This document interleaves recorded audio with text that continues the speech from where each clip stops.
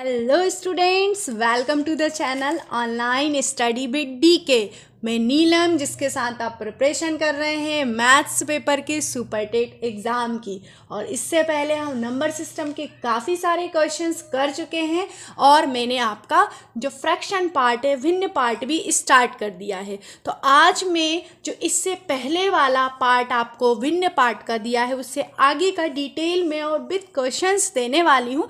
तो जैसा कि हम पहले से ही क्वेश्चंस के साथ साथ एक्सप्लेनेशन भी देख रहे हैं, इसी तरह से आपका आगे भी आपको मिलता रहेगा। लेकिन यदि आप सेटिस्फाई हैं और भी आपको वीडियोस देखने हैं तो आप मुझे कमेंट में बताते जाएं, ताकि मैं भी अप्रिशिएट होकर आपके लिए वीडियो बनाती जाऊं।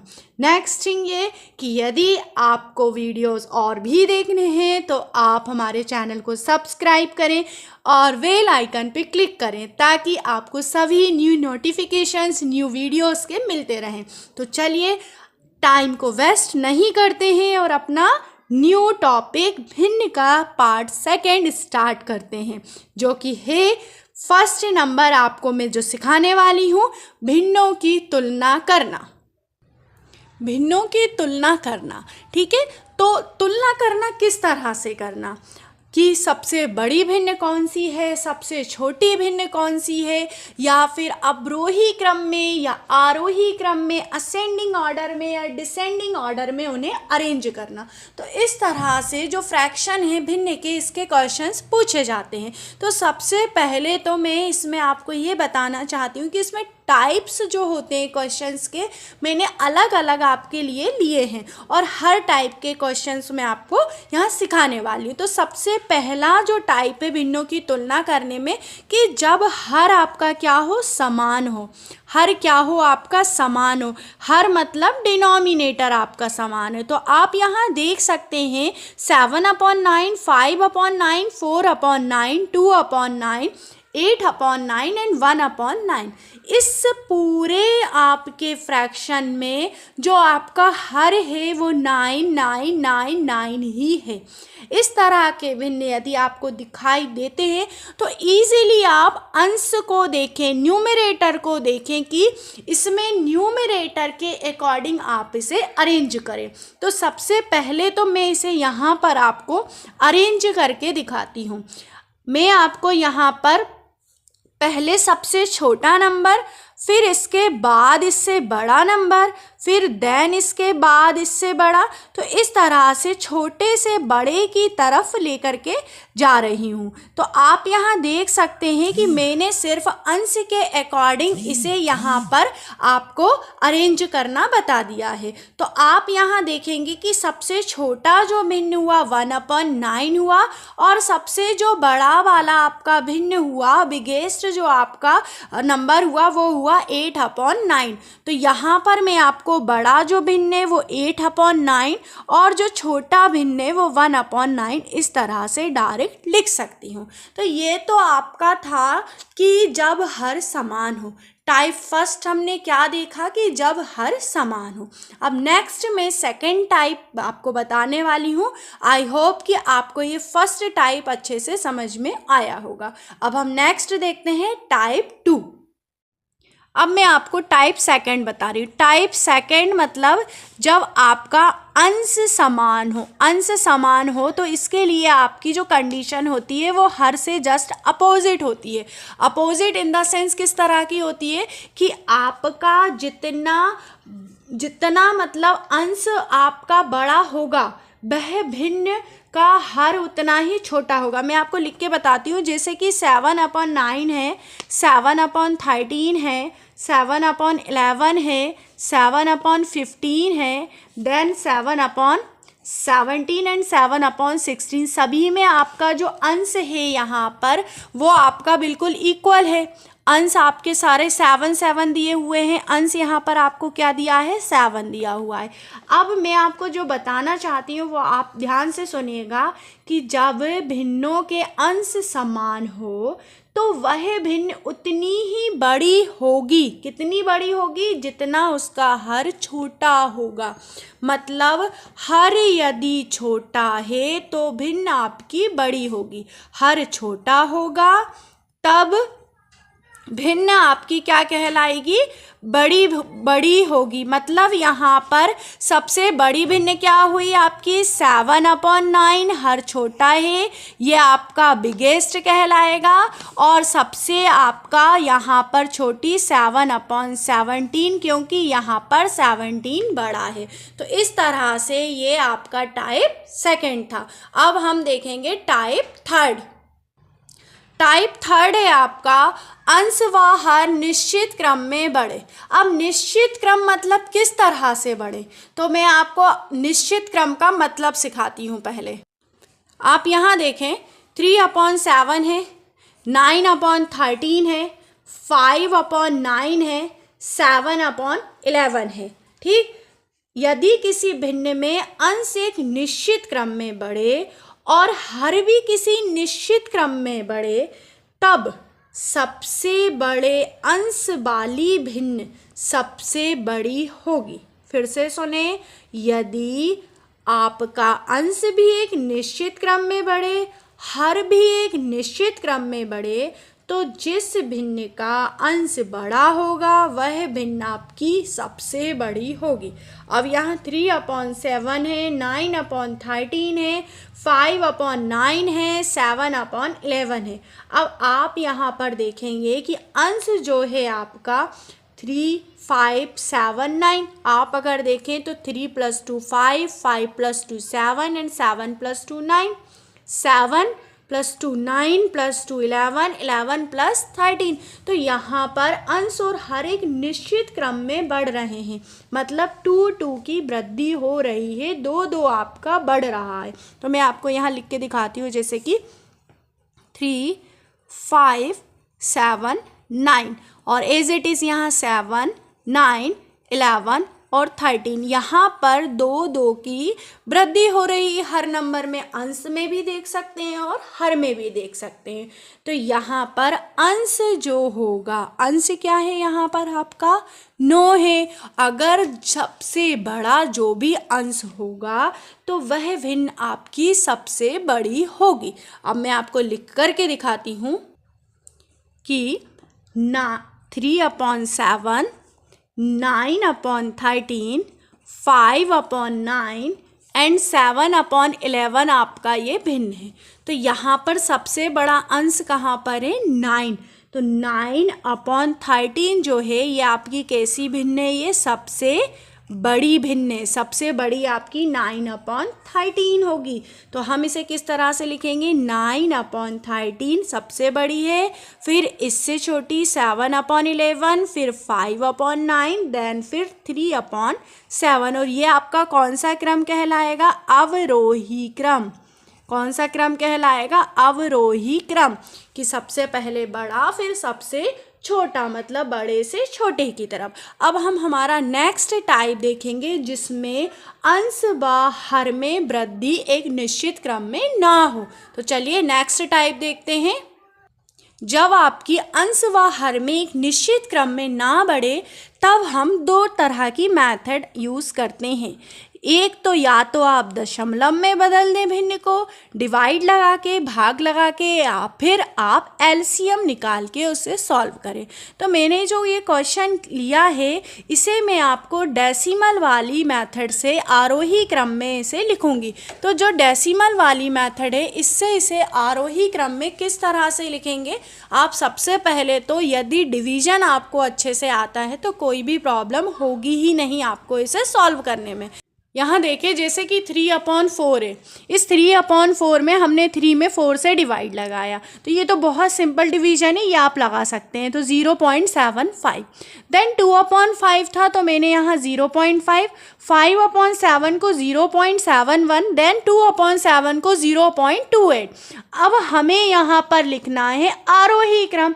आरोही क्रम क्या होता है, आरोही क्रम मतलब आप इन संख्या को इस तरह से लिखें कि वो आपका बढ़ते क्रम में हो। ठीक है, आप छोटे से लेकर बड़े की तरफ। और अवरोही मतलब आपका घटते क्रम। अवरोही और आरोही में आपको डिफरेंस समझ में आना चाहिए कि आरोही मतलब आप इस तरह से लिखेंगे कि आपकी संख्या बाद में सबसे बड़ी वाली आए। अब यहाँ पर देखेंगे कि मैं सबसे पहले तो इन डेसिमल को अरेंज करना सिखाती हूँ आपको। सबसे छोटा डेसिमल आपका क्या है 0.28, देन फिर है आपका 0.5, देन फिर 0.71, देन फिर 0.75। अब इन्हीं डेसिमल के अकॉर्डिंग आप देखें 2/7, 2/5, 5/7 एंड 3/4। आई होप कि आपको ये बात बहुत अच्छे से समझ में आ रही होगी। और ये आपका सबसे छोटा, फिर इससे बड़ा, फिर इससे बड़ा। तो ये आपका अरेंज किस ऑर्डर में हो गया है? आरोही क्रम में। आरोही क्रम मतलब हमें छोटे से बड़े की तरफ लिखना है। आई होप कि आरोही क्रम में किस तरह से अरेंज किया है डेसिमल मेथड से आपको समझ में आया होगा। अब नेक्स्ट हम देखते हैं भिन्न में। यहाँ पर आपका क्वेश्चन है कि 5/13, 7/13, 3/13 एंड 9/13 में सबसे बड़ी और सबसे छोटी भिन्न ज्ञात कीजिए। तो अब यहाँ पर जो हर है आपका, हर क्या है आपका? यहाँ पर समान है। हर क्या दिया हुआ है? समान दिया हुआ है। तो सबसे पहले तो हमें अंश को ही देख लेना है। हर हमें समान दिया है तो सिंपल हम सॉल्व कर लेंगे। तो अंश में सबसे बड़ा जो अंश है 9 है, फिर 7 है, फिर 5 है और फिर 3 है, और जो आपका हर है वो आपका 13 है। तो आप इस तरह से इसे लिख लें। अब सबसे बड़ी भिन्न आपकी क्या हुई यहाँ पर? 9/13, और सबसे छोटी भिन्न आपकी क्या हुई यहाँ पर? 3/13। तो सबसे बड़ी भिन्न आपकी बिगेस्ट जो हुई, बिगेस्ट जो हुई वो ये हुई, और सबसे स्मॉलेस्ट जो फ्रैक्शन हुआ वो आपका ये हुआ। तो ये बहुत अब इजीली तरीके से आप इसे सॉल्व कर सकते हैं। अब नेक्स्ट क्वेश्चन देखते हैं। यहाँ पर इस आपको आपके क्वेश्चन को आपको परिमेय समतुल्य है। किसके समतुल्य है? जिसका हर आपका 25 हो। तो आपको इसे समतुल्य भिन्न 25 में कन्वर्ट करना है। तो आप यहाँ पर इस टाइप के क्वेश्चन में हर में 25 लाने में आपको क्या करना है? तो देखिए सभी की अपनी अपनी कैंसिलेशन की मेथड है। मैं अपने तरीके से कर रही हूँ, हो सकता है आप कैंसिलेशन कुछ अलग तरह से करें। जैसे कि 4 के टेबल में यहाँ पर आता है 24v, 4 5 ज़ा 20 एंड 4 6 ज़ा 24। तो -6/5 हो गया। अब आपको यहाँ पर हर में क्या लाना है? 25। तो मैं क्या करने वाली हूँ? यहाँ 5/5 से मल्टीप्लाई, ताकि हर में क्या हो जाए आपके यहाँ पर 25। तो ये क्या हो गया आपका? -30/20, जो कि है आपका यहाँ पर राइट आंसर, -30/25। इस क्वेश्चन में आपको जो इक्वेशन दी है इसमें आपको बोर्डा मास को लेकर के सॉल्व करना है।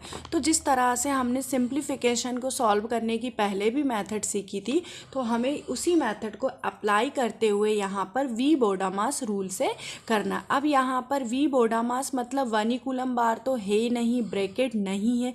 ओ मतलब क्या है? ऑफ मतलब का, मतलब मल्टीप्लिकेशन।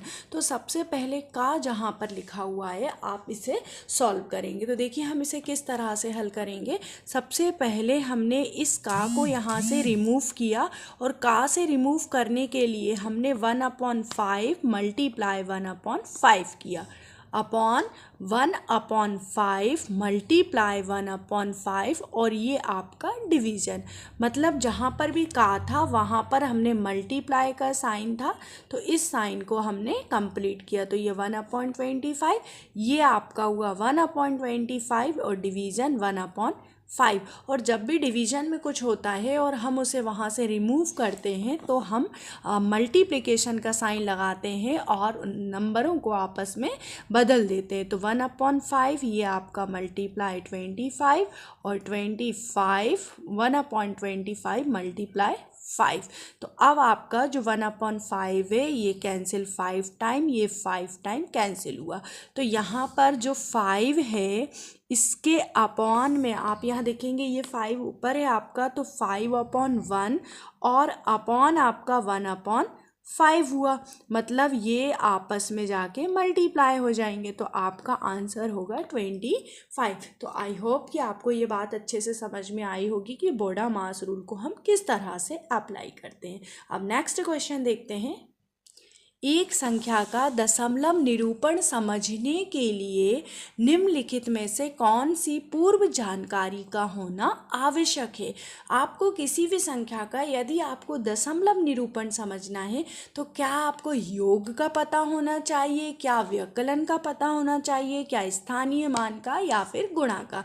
तो सीधी सिंपल सी बात है कि योग व्यवकलन तो जब आप दशमलव निरूपण करते हैं देन करते हैं, तो आपको स्थानीय मान की समझ होगी, तभी आप उसका दशमलव निरूपण कर पाएंगे। तो इसका जो राइट आंसर होगा वो होगा ऑप्शन नंबर सी, स्थानीय मान की संकल्पना आपको आनी चाहिए। तो नेक्स्ट क्वेश्चन देखते हैं। नेक्स्ट क्वेश्चन में आपको कुछ इस तरह से नंबर दिए हुए हैं डेसिमल के फॉर्म में, जिन्हें आपको आरोही क्रम में अरेंज करना है। और आरोही क्रम में अरेंज करने का मतलब आपका क्या हुआ कि आपको उन्हें बढ़ते क्रम में अरेंज करना है। आरोही मतलब आपका बढ़ते क्रम में। तो सबसे पहले आपका जो होगा सबसे छोटा नंबर आएगा। तो सबसे छोटा नंबर आप किस तरह से आइडेंटिफाई करेंगे। तो यहाँ पर देखिए 5.50, 0.05, 0.55, 0.005, 5.005। तो आप सबसे पहले तो ज़ीरो के नज़दीक जाएं। तो देखिए यहाँ पर ज़ीरो के नज़दीक आपको 1, 2, 3 नंबर मिल रहे हैं। अब इन तीनों नंबरों में से ये आइडेंटिफाई करिए कि ज़ीरो के सबसे नज़दीक कौन सा है। तो देखिए यहाँ पर 0.005, तो ये आपका सबसे छोटा नंबर कहलाएगा 0.005। तो आपके बाद इस नंबर के बाद ये वाला जो नंबर है ज़ीरो के सबसे नज़दीक हुआ। फिर आप देखें 0.55, तो ये नंबर आपका ज़ीरो के नज़दीक हुआ। देन हम जाते हैं फिर 5 पर।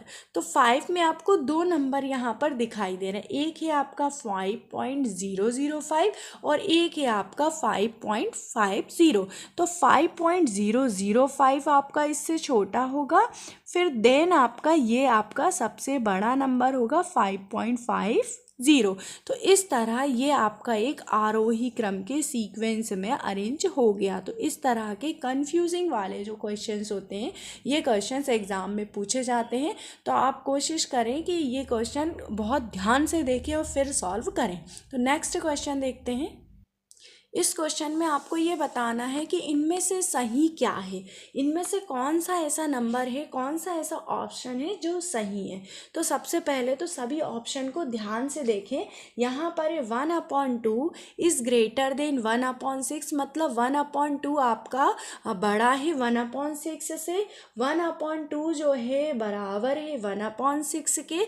1/2 जो है छोटा है 1/6 के। और 1/2 मल्टीप्लाई अगर हम 3 करते हैं तो 1/6 के बराबर होगा। तो मैं सभी विकल्प को लाइन से चेक करती हूँ। सबसे पहले यहाँ बोला गया है कि 1/2 जो है ये क्या बड़ा है 1/6 से। तो 1/2 जो होता है वो क्या है यहाँ पर 0.5। और अब 1/6 की वैल्यू क्या होती है, आप यदि डिवाइड लगाएंगे तो सबसे पहले 10, 0.1, देन फिर आपका 6। तो ये बात तो यहाँ पर आप देख सकते हैं कि ये 0.5 है और 0.166 है। तो ये जो 5 है ये तो बड़ा है। तो इस ऑप्शन को हमने चेक कर लिया है। देन हम इस ऑप्शन को चेक करते हैं। तो ये कंडीशन तो आपकी कहीं से कहीं तक भी फुलफ़िल नहीं होगी और ये भी आपकी फुलफ़िल नहीं होगी। अब इस कंडीशन को आप चेक करें तो देखिए 0.5 क्या छोटा है 0.166 है। तो ये बात भी आपकी गलत है। तो मतलब आपका जो ऑप्शन नंबर ए होगा वो यहाँ पर राइट आंसर होगा। तो इस तरह से एग्ज़ाम में थोड़े टाइम कंज्यूमिंग क्वेश्चंस पूछे जाते हैं। तो यदि आप थोड़ा सा ध्यान दे करके इन क्वेश्चंस को करें तो बहुत अच्छे से अटेम्प्ट कर पाएंगे। नेक्स्ट क्वेश्चन देखते हैं। 5 plus 5/10 plus 5/100 plus 5/1000 plus 5/10,000 and 5/1 lakh का मान होगा। इन सभी को आपको ऐड करना है। तो ये क्वेश्चन में सबसे पहले तो परिमेय संख्याओं को आप डेसिमल में बदल लीजिए, फिर आप इनका ऐड कर दीजिए। तो देखिए हम डेसिमल में कैसे बदलते हैं, ये मैंने आपको फर्स्ट वाला जो पार्ट है, फर्स्ट वाला जो लेक्चर है इसका, उसमें बता दिया। तो यदि आपने वो वाला लेक्चर नहीं देखा है भिन्न का फर्स्ट पार्ट, तो आप उसे देखने के लिए प्ले लिस्ट में जाएं और इस वीडियो को अच्छे से देखें, देन फिर इस क्वेश्चन को करने की कोशिश करें। तो सबसे पहले तो ये जो 5 है, आप इस 5 को एज इट इज़ लिखा रहने दें। 10 है मतलब आपका एक अंक के बाद पहले दशमलव आएगा। 100 है 2 मतलब आपके 2 अंक से पहले दशमलव आएगा। यहाँ पर 1000 है मतलब 3 अंक से पहले आपका दशमलव होगा। यहाँ पर 10,000 मतलब 4 अंक से पहले आपका दशमलव होगा। यहाँ पर लाख मतलब आपका 5 अंक से पहले आपका दशमलव होगा। तो इस तरह से हमने सबसे पहले दशमलव में बदल लिया। अब दशमलव में संख्याएं हैं तो आप इसे जोड़ने के लिए इस तरह से करें। ये 0.5 है तो ये 0.5 पॉइंट के नीचे पॉइंट आपको सेट करना है। तो इस बात को आप ध्यान देते हुए इस क्वेश्चन को करें तो बहुत ही जल्दी और सटीकता से कि आपकी मिस्टेक होने के कोई भी चांसेस नहीं होंगे और क्वेश्चन आपका हल हो जाएगा। तो आपका जो आंसर होगा यहाँ पर 5 देन 5 और फिर आपका एक और 5 एंड 5.5। तो आपका ये यहाँ पर राइट आंसर होगा। आई होप कि आज हमने जितने भी क्वेश्चन करे पार्ट 2 में सभी क्वेश्चंस आपको अच्छे से समझ में आए होंगे। यदि आपको कोई भी क्वेरीज हैं तो आप मुझे कमेंट बॉक्स में पूछ सकते हैं, और यदि आपको वीडियो अच्छा लगता है तो आप चैनल को सब्सक्राइब करें, बेल आइकन पर क्लिक करें ताकि आपको सभी न्यू नोटिफिकेशन मिल सके। तो अब हम नेक्स्ट इसका जो पार्ट 3 होगा उसमें कुछ नई चीज़ें सीखेंगे। मैं बहुत जल्द आपको नेक्स्ट पार्ट प्रोवाइड करने वाली हूँ। तब तक आप सभी पार्टों की प्रैक्टिस करें। आप सभी को मेरा जय हिंद, वंदे मातरम।